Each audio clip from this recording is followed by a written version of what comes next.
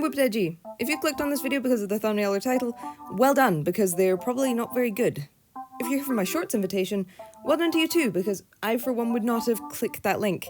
And finally, if you're my lecturer, hello, I'm a serious and professional art student with professionalism. Speaking of art, that's what I presume you're all here for. Or maybe you just like the sound of my voice, thank you. But either way, art is the subject of the hour, and thus I will be talking about it. The prompt is really open, so I can basically talk about anything I want that's at least tangentially connected to something artistic. So I'll be talking about myself, because I'm making a YouTube video and I'm trying to fit in. Reintroduction. Hello, I'm Whoopadagee. I make art. I make quite a lot of art, in fact.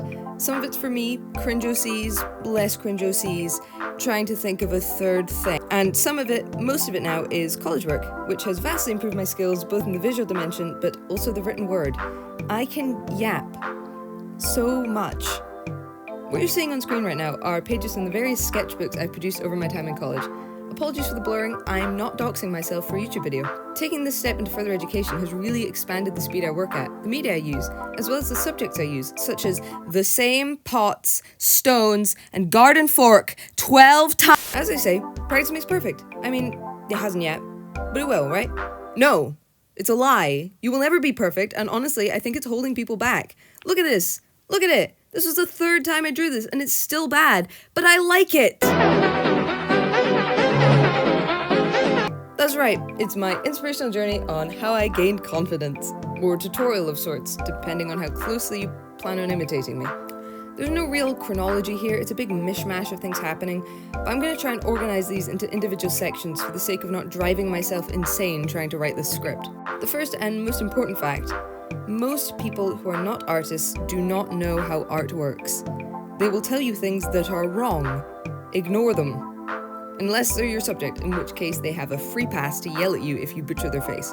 For instance, most people who are not artists gauge quality by how realistic is it? How straight are the lines? How close to a photograph does it look? These things are not important until later. I cannot stress this enough. If you start your art journey trying to achieve instant realism, you will be disappointed, and this is the confidence killer. Starting out, your lines will be wobbly. In fact, they will likely stay wobbly for a long time. Things will look wrong because you haven't done this before.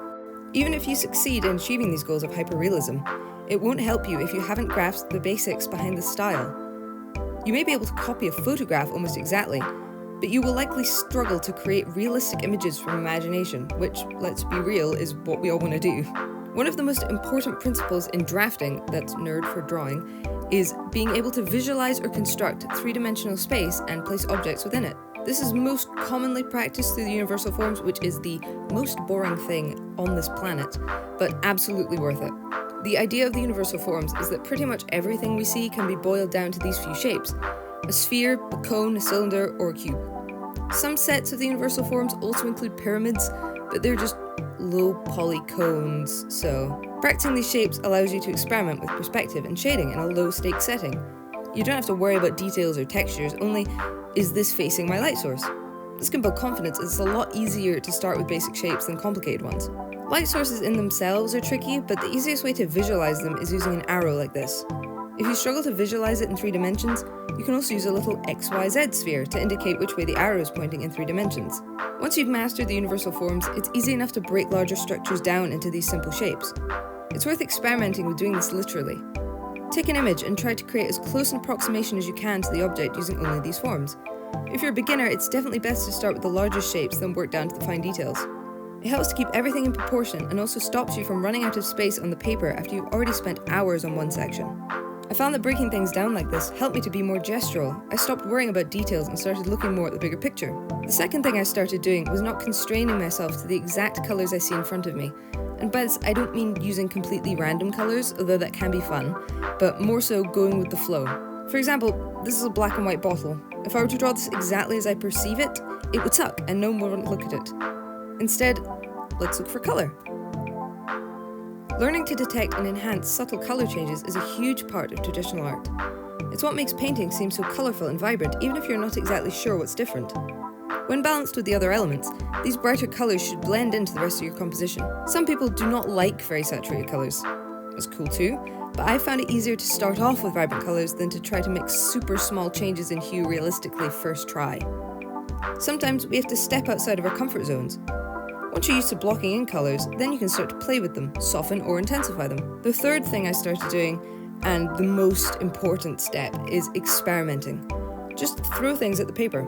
Oil pastels, chalk, charcoal, acrylics, watercolours, oils, alcohol markers, a million other things. Every media feels different and will open up new challenges and opportunities for development in your style. This works best when combined with the other two techniques I just described. Some of these mediums don't really work well with a sketch, so you'll need to push your silhouetting skills a little further to use them properly. It's a lot of fun and I would highly encourage everyone to try. And remember, nothing is forever. If you make a mistake, it can be corrected. Paint over it or incorporate it into the composition. Whatever happens, you will learn something from each piece you make. And the final thing I'll leave you with today is don't take anything I said too seriously. Art is about being yourself, expressing yourself, making what you want, when you want, how you want. You can ignore everything I just said. You can start with details, complicate colours and follow tutorials to the letter. I don't care. I'm a YouTuber and I'm talking to my iPad on GarageBand. Do whatever makes you happy. For me, these techniques help me to develop my skills, which is what makes me happy at the end of the day. You might find your own process to push through your limits, and that's absolutely fine because nobody is the same, and I do not know you. In conclusion, first of all, thank you for watching because this is the worst thing I've ever made in my life. I'm purposefully not scripting the end here because I want you to get the full force of my unorganized thoughts and expressions, which it's not gonna be good. But it's happening and I'm saying it, so hi.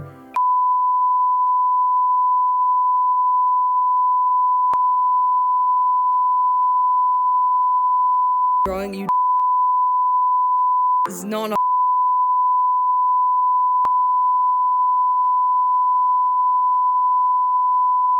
art. My lecturer's gonna hate me. Goodbye.